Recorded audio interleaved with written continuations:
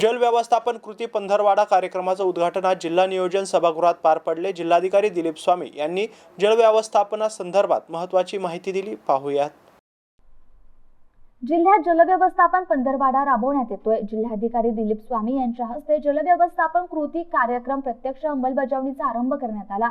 लोकांमध्ये जाऊन पाणी वापरायचे नियोजन आणि बचत यासाठी जाणीव जागृती करणे आवश्यक असल्याचे जिल्हाधिकारी म्हणाले। सर्वसामान्य नागरिकांनी पुढाकार घेऊन जल व्यवस्थापन कृती आराखड्यात सहभागी व्हावे। पाणी व्यवस्थापनासाठी जिल्हा प्रशासनाने गाव तिथे वड, जल पुनर्भरण, वृक्षारोपण, विहीर पुनर्भरण यासारखे विविध उपक्रम हाती घेतलेत। या उपक्रमात कृषी, जलसंपदा, जलसंधारण या सर्व विभागांनी एकत्रित येऊन उपाययोजना कराव्या। नागरिक आणि सामाजिक संस्थांचा सहभागही यामध्ये आवश्यक असल्याचे यावेळी सांगण्यात आले।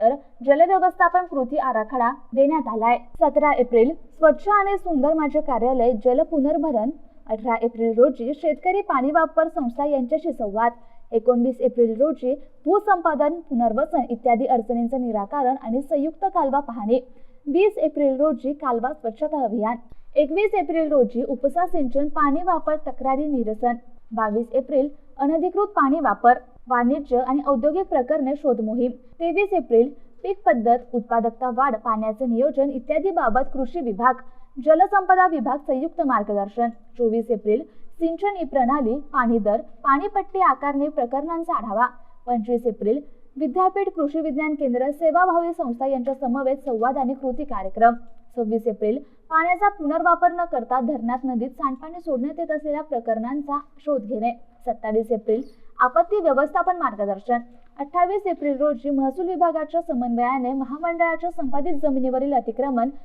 निष्कासन कारवाई, 29 एप्रिल रोजी पाणी वापर संस्था सक्षमीकरण कार्यशाळा, 30 एप्रिल रोजी पालकमंत्र्यांच्या उपस्थितीत समारोप सोहळा। तर या प्रकारे जल व्यवस्थापन कृती आराखडा राबवण्यात येणार असल्याची माहिती यावेळी देण्यात आली।